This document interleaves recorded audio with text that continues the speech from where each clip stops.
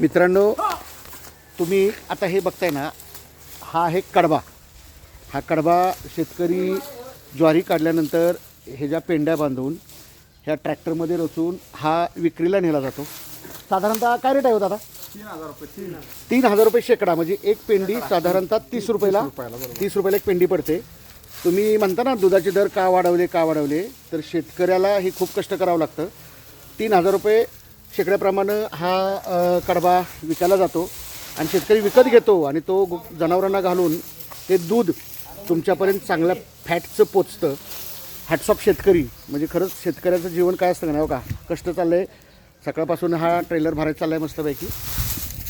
आपण फक्त 1 रुपया वाढला तर शेतकऱ्यांच्या नावानं आपण ओरडत असतो, पण खूप कष्ट असते शेतकऱ्यांचा. भावाला दर वाढला, त्यांच्या दुधाला दर वाढला म्हणून लय ओरडत बसू नका. बघा एवढं कष्ट असतं. वस्तूला किंमत नाही.